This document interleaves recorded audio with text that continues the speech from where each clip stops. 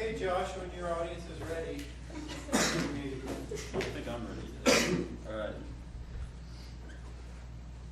In Adolf Hitler's war propaganda book, Mein Kampf, he said, "If you tell a big lie and tell it frequently enough, the people will believe it." On average, there are 35 U.S. troop deaths per month. Each troop costs about $1 million to service and supply. That's close to $2,700 a day. Iraq has been a war profiteer's dream. Companies like Halliburton and Titan were hired by other companies to teach them how to make money in the war, and all the companies involved made billions. In this presentation, I'll be talking about a very serious issue that will affect each and every single one of your lives. And hopefully you'll be able to be persuaded to pull our troops out and bring them all home. The Republic of America has over 500,000 military troops on over 700 military bases in 150 different countries. We're like McDonald's with tanks. Think if it was flipped and the Chinese or Russian troops invaded our borders and they occupied the US soil. I mean, we can't even stand having a Walmart opening down the road. Our founding fathers were brilliant. One thing they put in the Constitution was an article explaining this. This is in the Second Amendment. It said, "It is against sound policy for free people to keep up a large military establishment and standing armies in the time of peace, both from the enormous expenses with which they are attended and the facial means which they afford to ambitious and unprincipled rulers to subvert the government," blah, blah, blah, blah. What that basically means is they saw that a freestanding army that wasn't doing a whole lot, just occupying a country, is just a waste of time and money.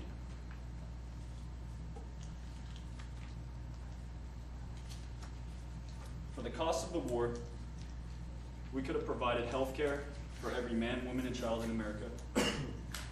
We could have rebuilt every single road and bridge and school in America, as well as started multiple projects for alternative energies. To date, we've spent close to $1.05 trillion on the war, and our national debt is at $12.56 trillion. It increases at almost $4 billion a day. Here's a quote from Osama bin Laden.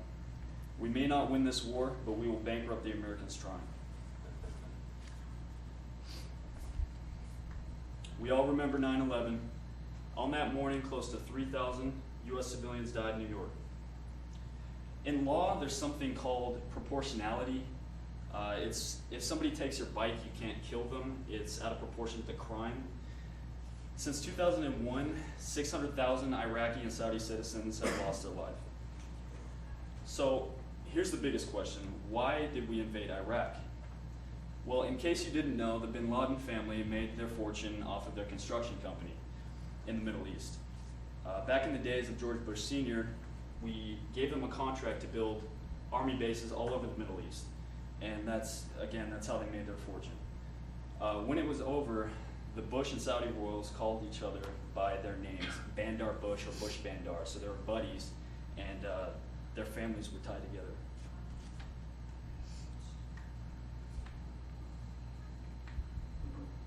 It's a sign from their construction company. If we were really after Osama bin Laden, we should have given our money to Saddam Hussein because he hated the Al-Qaeda. Unfortunately, we captured him and they hung him. A week after 9/11, the Saudi royal family told Bush that the troops needed to be moved from Iran to Iraq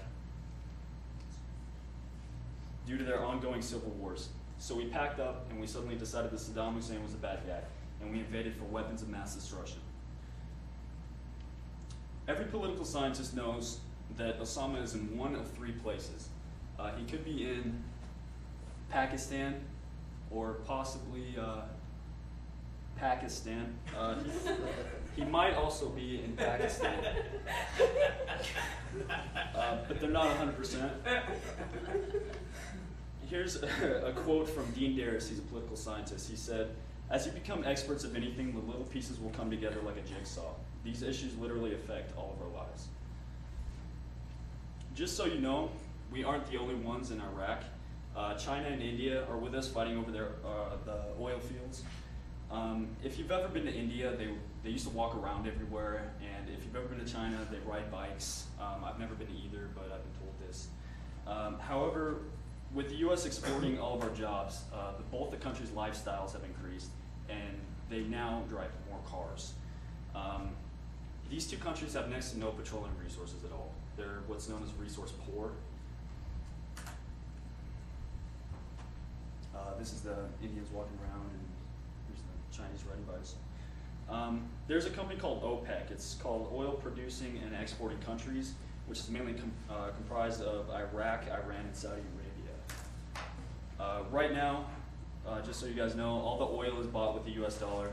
However, back in 2000, OPEC wished to switch it to the euro, which would have bankrupted the US. One more reason why we went after Saddam Hussein in Iraq. So we industrialized India and China, and now they use more oil than ever. China and India are under constant threat from us to cut off their oil supplies, and that's why they are so interested in Iraq. Here's a quote from author Chris Hedges, and this is also the beginning of the movie The Hurt Locker, if you've ever seen it. He said, "The rush of battle is often a potent and lethal addiction, for war is a drug." And I'd like to show you a couple of clips. This is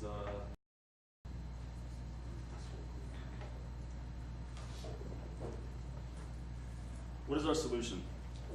Given our enormous power as people to vote, maybe we could elect a third-party official. We had McCain and Obama. I'm an Obama supporter, but they both wanted war in different countries. McCain wanted to go to Iraq, and Obama wanted to go to Iran. So we had the choice of two wars. I mean, which would you prefer, fire or brimstone, really? Every other party pretty much looked at peace. Instead, we got the either-or fallacy, and we really didn't have any choice. If you explore history, not even Genghis Khan can conquer Afghanistan. The British Empire also hemorrhaged there. So we discussed cost, lives and bloodshed, the history of the wars in the Middle East, and a possible solution. Don't get me wrong, I support the troops 100%. I have family and friends overseas right now. I just want to see them come home. But here's a video closing of Bill Maher's Real Time, and I think it's appropriate.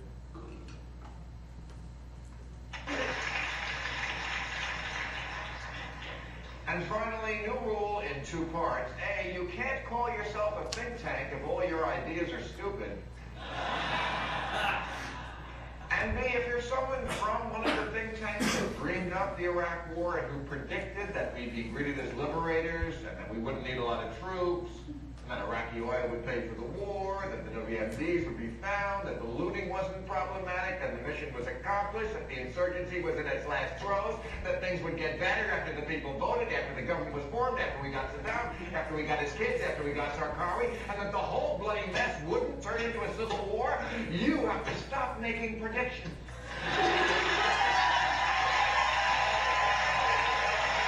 And the problem?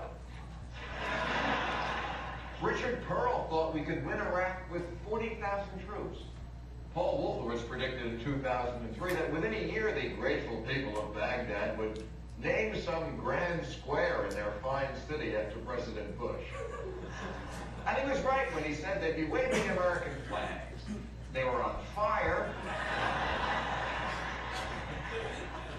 William Crystal pooh-poohed the fears that Sunnis and Shiites would be at each other's throats as the stuff of pop psychology.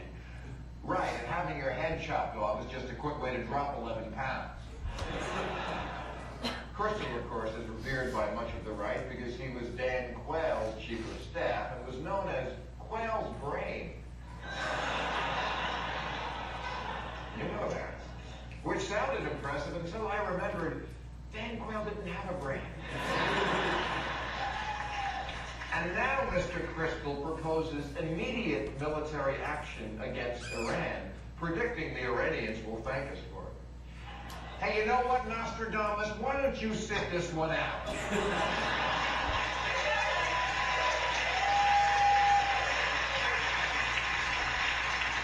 We'll get by using the magic 8-ball for a while. Because you guys have been so wrong about so much for so long, people are actually turning to the Democrats. So we can say Iraq was a noble experiment, if that helps you. Our intention was good, to penetrate Iraq and bring it to a glorious, euphoric climax. But it's clear now that's just not going to happen. And yet we're still pounding away, causing the whole area to become painfully inflamed. And in that situation, the kindest thing you can do is just pull out.